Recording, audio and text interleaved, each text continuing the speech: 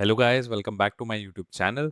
और अगर आप इस प्लेलिस्ट को फॉलो कर रहे हो तो आपने ये देखा होगा कि हमने पिछली वीडियो में रिफ्लेक्शन डिजाइन पैटर्न को पढ़ा था, जहां एआई अपने ही आउटपुट को रिव्यू और इम्प्रूव करता है। आज हम डिस्कस करने वाले हैं about the third pattern, that is called the task decomposition और प्लानिंग पैटर्न। आज की वीडियो का एजेंडा होने वाला है, हम देखेंगे कि what is task decomposition, what is planning pattern, हमें इसकी नीड क्यों पड़ी, कहाँ पे ये यूज होता है, इसका एक टेक्निकल एक्सप्लेनेशन देखेंगे कि वर्कफ्लो कैसे होता है, कैसे इसमें सारे कंपोनेंट्स एक साथ मिलके काम करते हैं, और कुछ रियल वर्ल्ड एग्जांपल से इसको और बेहतर समझने का हम ट्राई करेंगे। So without wasting any time, let's start the video. अब सबसे पहले एक बहुत बड़ा सवाल आता है कि क्या हर प्रॉब्लम को एक ही प्रॉम्प्ट में हम सॉल्व कर सकते हैं? कभी कभी यस, बट मोस्टली अगर हमारी प्रॉब्लम बड़ी या कॉम्प्लेक्स हो तो मोस्टली आंसर हमारा होता है नो, क्योंकि हमें मल्टीपल अटेम्प्ट्स लगते हैं। अब एक एग्जांपल ले लेते हैं जिसके थ्रू हम इसको समझते हैं। सपोज यूजर एआई से बोलता है कि कॉम्पिटिटर एक्स की मार्केटिंग स्ट्रेटेजी को एनालाइज करो और एक रिपोर्ट बनाओ। तो एक सेकंड के लिए सोचिए, ये सिंपल क्वेश्चन नहीं है। क्यों? क्योंकि एआई को कॉम्पिटिटर की वेबसाइट देखनी पड़ेगी, उसकी प्राइसिंग स्ट्रेटेजी भी समझनी पड़ेगी, एड्स को भी एनालाइज करना पड़ेगा, सोशल मीडिया को भी ऑब्जर्व करना पड़ेगा, और तब जाकर इतनी सारी चीजों को एक साथ करके तब जाके वो एक फाइनल डिटेल रिपोर्ट बना पाएगा। अब अगर हम एआई से ही एक्सपेक्ट करते हैं कि वो एक शॉट में ही हमारा आंसर सब कुछ परफेक्टली कर दे, तो कुछ मेजर इश्यूज आ सकते हैं। हो सकता है कि वो कुछ स्टेप्स स्किप कर दे, जैसे रीजनिंग उसकी शैलो हो सकती है, कुछ स्टेप्स वो मिस कर सकता है, या फिर आउटपुट उसका पूरा कंप्लीट ना हो जैसा हमने एक्सपेक्ट किया था। और यही सारे चैलेंजेस हमारा प्लानिंग पैटर्न इंप्रूव करता है, सॉल्व करता है। हमने देख लिया कि क्या चैलेंजेस थे और प्लानिंग पैटर्न की नीड क्यों पड़ी। एक इजी एनालॉजी से इसको समझते हैं कि सपोज आप एक गोवा की ट्रिप की प्लानिंग कर रहे हो। तो गोवा जाना तो सिंपल है, लेकिन एग्जीक्यूशन उतना सिंपल नहीं है। आप डायरेक्ट वहां जंप नहीं कर सकते। आप पहले डिसाइड करोगे कि भाई टिकट्स बुक करना है, होटल बुक करना है, बजट कितना है, उस हिसाब से सब कुछ मैनेज करोगे, आइटिनरी प्रिपेयर करोगे अपनी, और अपने बैग्स को पैक करोगे।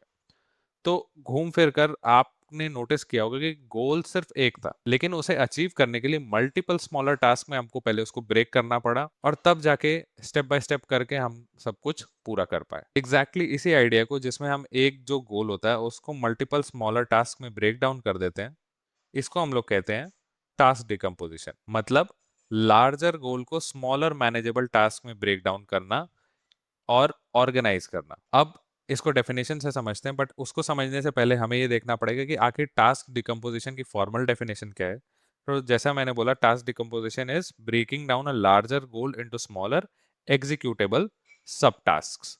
और इसी डिकम्पोजिशन को मैनेज करना ही प्लानिंग पैटर्न का कोर डिजाइन स्ट्रक्चर है। मतलब जो प्लानिंग पैटर्न है उसका कोर डिजाइन स्ट्रक्चर क्या है कि उसमें टास्क डिकम्पोजिशन को यूज किया जाता है। That is a design pattern where an AI structures a complex goal into logical steps and executes them systematically. और यहाँ हमें जो वर्ड है उस पे जिस पे ध्यान देना है वो है स्ट्रक्चर्ड। मतलब हमारे ऑर्डर और एग्जीक्यूशन की स्ट्रेटेजी बहुत ज्यादा क्रिटिकल है। क्यों? क्योंकि प्लानिंग का मतलब सिर्फ टास्क बनाना नहीं होता, बल्कि सही एग्जीक्यूशन ऑर्डर और स्ट्रेटेजी मेंटेन करना भी होता है। अब हमारे मार्केटिंग एनालिसिस को दोबारा देखते हैं, जिसे हमने स्टार्ट में डिस्कस किया था।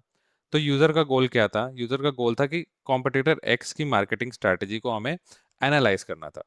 अब अगर एआई प्लानिंग पैटर्न यूज करेगा तो वो डायरेक्टली जंप नहीं करेगा। वो पहले फेज में वेबसाइट को चेक करेगा, प्रोडक्ट्स के उसके प्राइसिंग को चेक करेगा और पोजीशनिंग को चेक करेगा। नेक्स्ट फेज में वो क्या करेगा?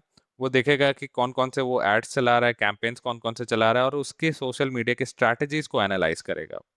और थर्ड फेज में वो सारी फाइंडिंग्स को कंपाइल करके कॉम्प्रिहेंसिव फाइनल रिपोर्ट बना के देगा। आप नोटिस कीजिए कि एआई डायरेक्टली रिस्पॉन्स नहीं जनरेट कर रहा। पहले उसने प्रॉब्लम को एनालाइज किया, फिर उसको डिवाइड किया और स्ट्रक्चर किया, बिल्कुल वैसे ही जैसे प्रोजेक्ट्स पर काम करते वक्त हम इंसान भी करते हैं। अब एक इंपॉर्टेंट क्वेश्चन आता है कि एलएलएम्स इतने पावरफुल हैं और रीजनिंग कर सकते हैं, तो अलग से प्लानिंग की क्या नीड है? चलिए इसके रीजन समझते हैं। पहला रीजन है complexity. Complex task mentally heavy होते हैं। जैसे ह्यूमंस कॉम्प्लेक्स प्रोजेक्ट के लिए प्लानिंग करते हैं, वैसे ही एआई को भी फोकस स्टेप्स की जरूरत होती है, जिससे कॉग्निटिव लोड एलएलएम पे कम हो जाए। नेक्स्ट है डिपेंडेंसी। मतलब जब एक टास्क दूसरे पर डिपेंड करे। जैसे फाइनल रिपोर्ट तभी बन पाएगी आपकी जब आपका रिसर्च कंप्लीट हो जाएगा। तो प्लानिंग इसी स्टेप बाय स्टेप डिपेंडेंसी को स्मूथ बनाता है। नेक्स्ट है बेटर रीजनिंग। ओके, जब टास्क हमारे ब्रेक डाउन हो जाते हैं तो एआई फोकस के साथ हर सेगमेंट बिना डिस्ट्रैक्शन या हेलुसिनेट किए रिस्पॉन्ड करता है। क्यों? क्योंकि शुरू में अगर मैंने उसको एक बड़ा गोल दे दिया और इस पे काम करने को बोला, तो हो सकता है वो कुछ चीज़ों को मिस कर जाए। बट जब हम इसे स्मॉलर फोकस टास्क देते हैं, तो वो अच्छे से इसी टास्क पे वर्क करता है बिना हेलुसिनेट किए, बिना अपना फोकस को लूज किए। और आखिरी है reliability. Single shot responses unpredictable हो सकते हैं, पर step by step planning AI को एक ऑर्गेनाइज्ड, रिलायबल और रिपीटेबल वर्कफ्लो देता है। अब थोड़ा टेक्निकल साइड को देखते हैं और इसके कोर वर्कफ्लो को समझते हैं। तो हाई लेवल वर्कफ्लो कुछ ऐसा दिखता है कि सबसे पहले जो होता है वो होता है यूजर गोल, फिर होता है प्लानर, फिर होता है टास्क ब्रेकडाउन, ब्रेकडाउन, फिर होता है हमारा एग्जीक्यूशन, फिर प्रोग्रेस ट्रैकिंग, प्रोग्रेस ट्रैकिंग, और लास्ट में हमारा final output, final output. Okay, तो सबसे पहले जो स्टेप आता है वो है गोल अंडरस्टैंडिंग। मतलब इस स्टेप में क्या होता है कि user query direct planner module के पास जाती है ताकि सिस्टम ऑब्जेक्टिव समझ सके। मतलब ये जो यूजर का जो क्वेरी है, जो भी गोल है, ये डायरेक्ट प्लानर के पास जाता है ताकि प्लानर ऑब्जेक्टिव समझ सके कि यूजर हमसे क्या मांग रहा है। फिर प्लान जनरेशन में प्लानर इंडिविजुअल टास्क प्रिपेयर करता है और उनका एग्जीक्यूशन ऑर्डर स्क्रिप्ट करता है। मतलब अब प्लानर ने टास्क लिया, इसको ब्रेक डाउन किया। मैं अपने आप को यहाँ हाइड कर दे रहा हूँ। ओके, तो यहाँ पे प्लानर ने टास्क ब्रेक डाउन किया, मतलब एक बड़े टास्क को लिया और उसको छोटे छोटे पार्ट्स में डिवाइड कर दिया और इनका एग्जीक्यूशन ऑर्डर भी फिक्स कर दिया कि आप फर्स्ट पे चलोगे, आप सेकंड पे चलोगे, आप थर्ड पे चलोगे, आप फोर्थ पे चलोगे, ऐसे करके फिक्स कर दिया। इसके बाद आता है एक major technical term, that is state management. State management. अब स्टेट मैनेजमेंट का मतलब है ट्रैकिंग करंट प्रोग्रेस। जैसे कौन सा टास्क कंप्लीट हो गया है, कौन सा एक्टिव है। जैसे अगर हमारे पास 4 टास्क चल रहे हैं तो कौन सा एक्टिव है, कौन सा कंप्लीट हो गया है और कौन सा अभी हमारे पास पेंडिंग है। तो ये सारे जो हमारे सारे टास्क के स्टेट हैं, इसको मैनेज करना ही होता है हमारे लिए स्टेट मैनेजमेंट। और फिर जो एग्जीक्यूशन स्टेप है, इसमें कस्टम टूल्स को रन किया जाता है। जैसे वेब ब्राउजिंग की अगर नीड होती है तो वेब ब्राउज होता है। और फाइनली सारे रिजल्ट्स को एग्रीगेट करके, सबकी प्रोग्रेस जब देख लेते हैं कि सब कंप्लीट हो गए, तो फाइनल रिजल्ट को लेके एग्रीगेट करके वापस आउटपुट रेडी कर दिया जाता है। अब रियल वर्ल्ड इंप्लीमेंटेशन में प्लानिंग दो पैटर्न्स में होती है। आइदर वो डायनामिक हो सकती है या फिर वो स्टैटिक हो सकती है। अब पहले हम देखते हैं स्टैटिक प्लानिंग। इसमें क्या होता है, एआई शुरुआत में एक पूरा प्लान बना लेता है। पहले टास्क ए होगा, फिर टास्क बी होगा और टास्क सी होगा, और उसी फिक्स सीक्वेंस में बिना रुकावट के आगे बढ़ते जाता है। ये सिंपल टास्क के लिए प्रिडिक्टेबल और डिबग करने में आसान होता है। मतलब हमारे पास अगर कोई सिंपलर टास्क है तो उसमें उसने डिवाइड कर दिया, पहले टास्क ए होगा, फिर टास्क बी होगा, फिर टास्क सी होगा, तो इसमें डिबग करना भी आसान होता है। और वहीं दूसरी होती है हमारी डायनामिक प्लानिंग, जो कि थोड़ी स्मार्टर होती है। इसमें एआई बीच के एग्जीक्यूशन में चेंजेस कर सकता है। अब मान लीजिए एड रिसर्च के दौरान डेटा एक्सेस आपका ब्लॉक हो गया, तो डायनामिक एजेंट आपका जो प्लान है उसको मॉडिफाई करके ऑल्टरनेट सोर्स चूज करेगा या फिर सोशल मीडिया एनालिसिस को हाई प्रायोरिटी देगा।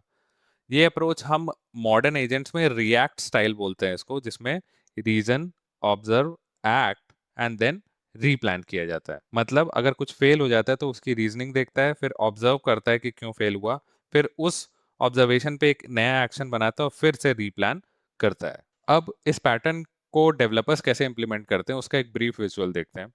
तो इम्प्लीमेंटेशन के वक्त प्लानर डायनेमिक प्लान्स को एक स्ट्रक्चर्ड डॉक्यूमेंट या जेसन फॉर्मेट में सेव करता है। तो जो टास्क होता है ऐसे सेव करता है कि एक टास्क की आईडी होती है, उस टास्क का नेम होता है, उसकी डिपेंडेंसी देखता है किसी और पे डिपेंडेंट है कि नहीं, और एक स्टेटस होता है जिसमें वो फिल कर सकता है कि आइदर कंप्लीटेड है या पेंडिंग है या एक्टिव है। तो वो अपने हिसाब से फिल कर सकता है depending on the state. Next, अब डेवलपर एक लाइफ साइकिल फ्रेमवर्क मेंटेन करता है जहां टास्क अपडेट्स होते हैं स्टेटस फ्लैग से, जैसे पेंडिंग, रनिंग, कंप्लीटेड, फेल्ड, ये सब होता है। और इस ट्रैकिंग और लॉजिकल एग्जीक्यूशन फ्लो को ईज करने के लिए डेवलपर्स कस्टम इंजन्स लिखने के बजाय फ्रेमवर्क्स यूज करते हैं। बहुत सारे फ्रेमवर्क्स हैं, जैसे लैंग्राफ है, सिमेंटिक कर्नल है, और या complex agent state management tools को भी यूज करते हैं। अब लेकिन इस पावरफुल पैटर्न के साथ कुछ चैलेंजेस और ट्रेड ऑफ्स भी आते हैं जिन्हें मैनेज करना बहुत जरूरी है। सबसे पहला इशू है लेटेंसी। अब प्लानिंग फेज और multiple internal reasoning block process time को बढ़ाता है, जिससे आउटपुट जनरेशन थोड़ा स्लो हो सकता है। दूसरा है प्लानिंग ओवरहेड। हर क्वेरी को डीप ब्रेकडाउन करने की जरूरत नहीं होती है। बेसिकली सिंपल इनपुट्स पर ये रिसोर्स और कॉस्ट वेस्ट करता है। थर्ड है बैड प्लानर प्रॉब्लम। मतलब मतलब अगर इनिशियल स्टेप पर ही सिस्टम ने गलत टास्क डिजाइन कर दिए तो पूरा वर्कफ्लो रॉन्ग डायरेक्शन में चला जाएगा।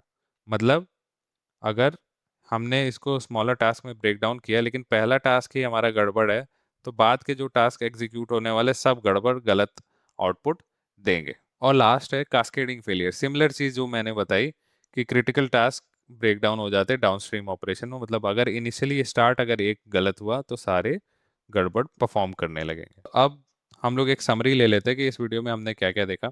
इस वीडियो में हमने देखा कि टास्क डिकम्पोजिशन क्या होता है, फिर हमने देखा कि प्लानिंग पैटर्न क्या होता है, कैसे इसको स्मॉलर पार्ट्स में ब्रेक डाउन करते हैं। हमने प्लानिंग के दो टाइप्स भी देखे कि स्टैटिक प्लानिंग क्या होती है, फिर डायनामिक प्लानिंग भी देखी हमने। फिर हमने ये भी देखा कि और भी हमने देखा इसकी ज़रूरत क्यों पड़ती है, इसका टेक्निकल वर्कफ्लो देखा और ये सब। अब अगली वीडियो में हम डिस्कस करेंगे अबाउट मल्टी एजेंट कोलैबोरेशन, जिसमें मल्टीपल स्पेशलाइज्ड एजेंट्स एक साथ काम करके किसी काम को कंप्लीट करते हैं। और अगर आपको वीडियो पसंद आई हो तो लाइक ज़रूर करें, दोस्तों के साथ शेयर करें और चैनल पर अगर आप नए हो तो सब्सक्राइब करना ना भूलें। मैं मिलूंगा आपसे नेक्स्ट वीडियो में, तब तक के लिए थैंक यू। Bye bye.